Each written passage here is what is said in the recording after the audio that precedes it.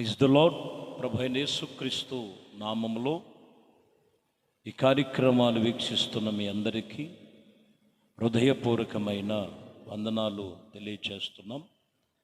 పరిశుద్ధ గ్రంథములో నుండి ఎఫెసీయులకు రాసిన పత్రిక 6వ అధ్యాయము 12వ వచనాన్ని చదువుతున్నాం. ఏలయనగా మనము పోరాడుచున్నది శరీరులతో కాదు, కానీ ప్రధానులతోనూ అధికారులతోనూ ప్రస్తుత అంధకారపు సంబంధులకు లోకనాథులతోనూ ఆకాశ మండలమందున్న దురాత్మ సైన్య సమూహాలతో పోరాడుతున్నాము.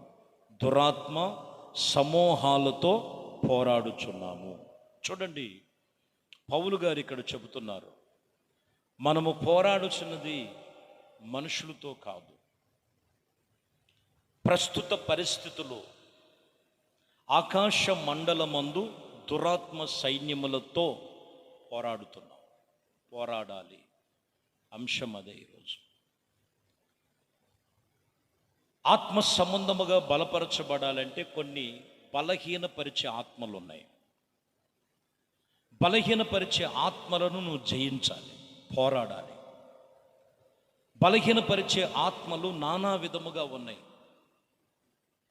ఏమేమి ఉన్నాయో మనం గమనించి ఈరోజు మనుషుడు ఆత్మీయంగా ఎదగటానికి లేకపోతే ఆశీర్వాదం పొందుకునటానికి లోకములో లోక సంబంధముగా ఎన్నో పోరాటాలు, ఇంకా చెప్పాలంటే ఆత్మ శరీరముకు శరీరము ఆత్మ ఒకదానికొకటి విరోధముగా ఉన్నాయి. పోరాటాలు, యుద్ధాలు శరీరములో ఉన్నాయి. ఈరోజు నువ్వు జయించాల్సింది, పోరాడాల్సింది ఇదిగో దురాత్మ సైన్య సమూహముతో పోరాడాలి. ఏంటిది అక్కడ మనం గమనిస్తే, మొదటి సమూయేలు గ్రంథములో 16వ అధ్యాయము 15వ వచనాన్ని చదువుతున్నాం. సమూయేలు మొదటి గ్రంథం 16-15. సౌలు సేవకులు దేవుని యొద్ద నుండి వచ్చిన దురాత్మ ఒకటి నిన్ను వేరుపరిచి ఉన్నది. చూడండి, సౌలులో బలముగా పనిచేస్తున్నది ఏంటిదంట? దేవుడు ఆత్మ కాదు, దురాత్మ ఒకటి. ఈరోజు మనిషి జీవితంలో పోరాడి గెలవలసినది దేని మీద అంటే దురాత్మ ఒకటి ఉన్నది. అంటే ఈ దురాత్మ అనేది మంచి ఆత్మ లేకపోతే మంచి మనసు కలుగు చేయదు, మంచి ఆలోచన స్వభావం ఉండదు. ఇప్పుడు గెలిచి వాటిని పోరాడి గెలవలసినది ఏంటంటే ఆ దురాత్మను పోరాడి గెలవలను.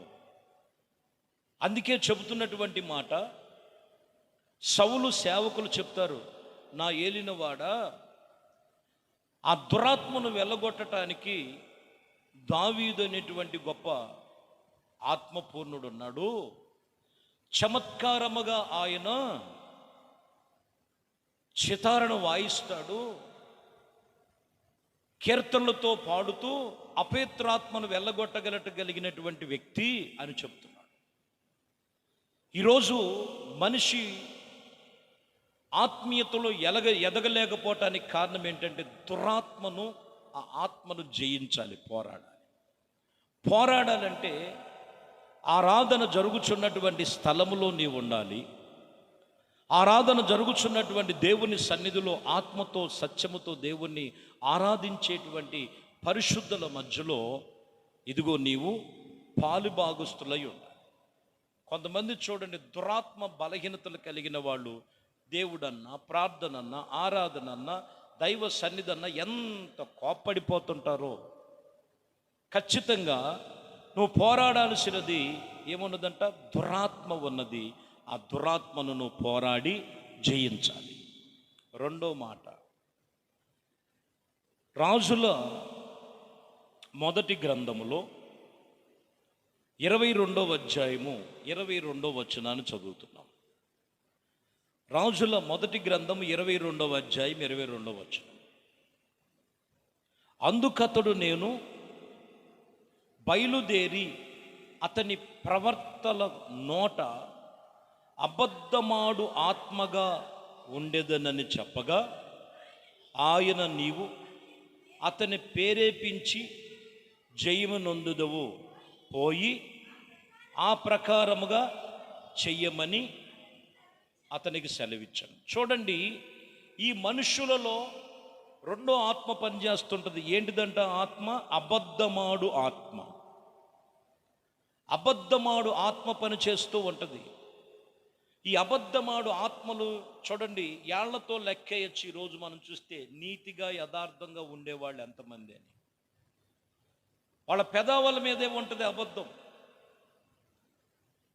దేవుని సన్నిధికి వచ్చేవాళ్ళు, ప్రార్థన చేసేవారు, రక్షణ పొందుకున్నవారు, యథార్థమైన జీవితం, అవునంటే అవును, కాదంటే కాదని చెప్పాలి. లేకపోతే వాళ్ళలో అబద్ధమాడు ఆత్మ పనిచేస్తూ ఉంటుంది. అబద్ధమాడు ఆత్మ ఎవరిలో ఉంటుందో ఆత్మ సంబంధమైన ఆశీర్వాదాలు పొందుకోలేరు. అందుకని వాక్యము చెబుతున్నటువంటి మాట, ఆ అబద్ధమాడు ఆత్మను జయించాలి. మనము పోరాడుతున్నది శరీరులతో కాదు, ప్రస్తుత పరిస్థితుల్లో ఉన్న అంధకారపు చీకటి బంధకాలైన దురాత్మ సైన్యములతో పోరాడుతున్నాం. దురాత్మలో మొదటి ఆత్మ దురాత్మయున్నది, రెండో ఆత్మ అపవిత్రాత్మయున్నది. వాటిని జయించేటువంటి అనుభవం, అబద్ధమాడు ఆత్మ ఎవరిలో నిలిచి ఉన్నదో వాటిని జయించాలి. యెషయా గ్రంథము 19వ అధ్యాయము 14వ వచనం చదువుతున్నాం. 19వ అధ్యాయము 14వ వచనం. యెహోవా ఐగుప్తి మీద మూర్ఖత్వపు గల ఆత్మను కొమ్మరించి ఉన్నాడు. చూడండి ఇక్కడ,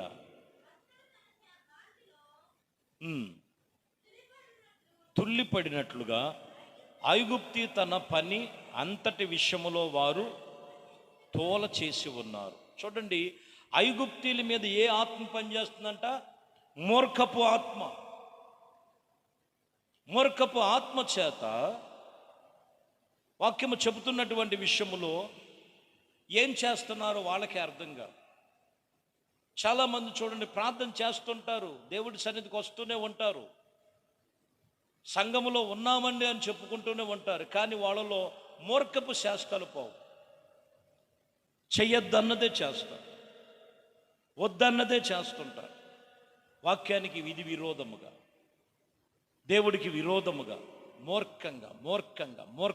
మూర్ఖత్వంగా వెళ్ళి ఎన్నో దెబ్బలు తింటుంటారు. ఆ మూర్ఖపు ఆత్మను నువ్వు జయించాలి. ఈరోజు ఎక్కడ మూర్ఖంగా వెళ్ళిపోతున్నావో వాటి విషయములో నువ్వు జాగ్రత్త కలిగి ఆ మూర్ఖపు ఆత్మను నువ్వు జయించేటువంటి ఆత్మ సంబంధముగా దేవుని ఆత్మ పొందుకునే వారై నిలిచిన వారై ఉండాలి. ఇంకొక మాటను మనం చూస్తే, యెషయా గ్రంథము 19వ అధ్యాయములో 14వ వచనం చదువుతున్నాం. యెషయా గ్రంథం 29:10, 29వ అధ్యాయము 10, 29:10. యెహోవా మీ మీద గాఢ నిద్రాత్మను కొమ్మరించి ఉన్నాడు. చూడండి, ఏ ఆత్మ ఉన్నదంట? గాఢ నిద్రాత్మ. కొందరిలో చూడండి, దేవుని సన్నిధికి వచ్చినా కానీ కాస్త కునికి నిద్రపోతుంటారు. ఏం చెప్పారో తెలీదు, పెద్ద ముసుకేస్తారు, ఎదరకు లాగుతారు ముసుకుని. ప్రార్థన జరుగుతున్న సమయం ఏదో, ఆ సమయంలో వారు ఏం చేస్తుంటారంటే, ఎన్నో సార్లు మెలకువ రాలేదండి, ఉదయం లేచి ప్రార్థన చేసుకుంటానికి మెలకువ లేదండి. కొంతమందిలో ఏ ఆత్మ పనిచేస్తుందంటే గాఢ నిద్రాత్మ.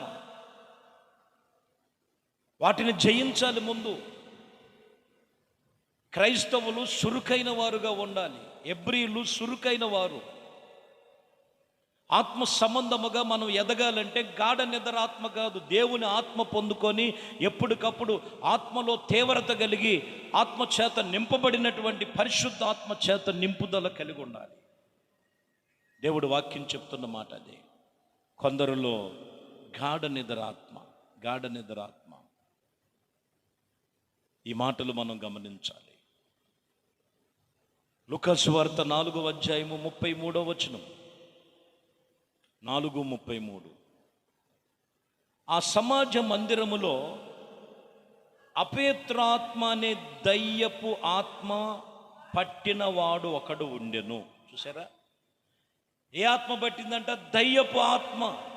అపవిత్రమైన దయ్యపు ఆత్మ పనిచేస్తుంది. సమాజ మందిరములోనే ఉన్నాడు. అపవిత్రాత్మ అనేటువంటి దయ్యపు ఆత్మ.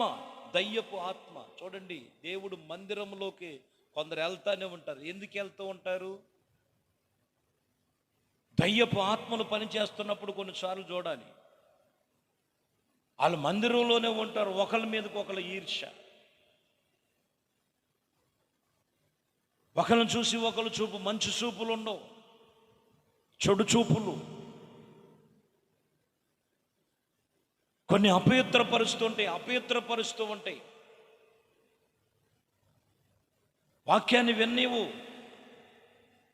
కుదురుగా కూర్చోనివ్వదు.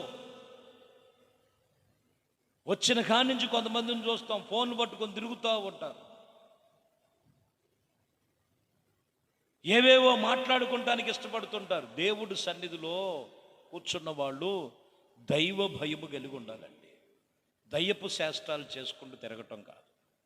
అందుకని వాక్యం ఇక్కడ చెప్తున్న మాట, ఇదిగో ఆ అపవిత్రాత్మ, అపవిత్రమైనటువంటి దయ్యపు ఆత్మను జయించాలి.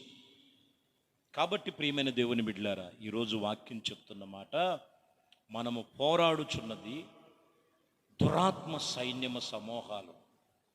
ఈ దురాత్మ సైన్య సమూహాలలో మొదటిది దురాత్మ, రెండోది అబద్ధమాడు ఆత్మ, మూడోది మూర్ఖపు ఆత్మ, నాలుగోది గాఢ నిద్రాత్మ, ఐదోది అపవిత్రమైన ఆత్మ, దయ్యపు ఆత్మ.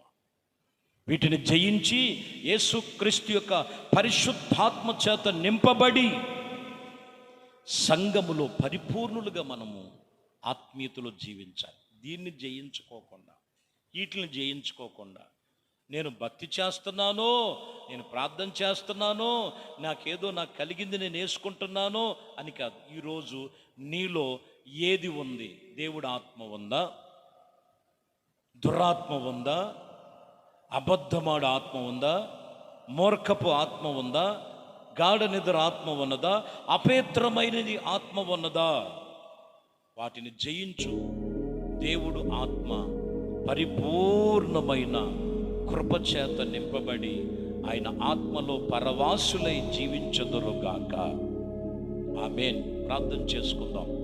పరిశుద్ధుడా, ప్రేమ కలిగిన తండ్రి, దయగలిగిన మా ప్రభువా, విశేషమైన పరిశుద్ధ నామమును బట్టి ఎఫెసీ పత్రికలో మేము పోరాడవలసినవి ఏటితో పోరాడాలో సూటిగా ఇక్కడ 5 విషయాలు మాతో చెప్పారు.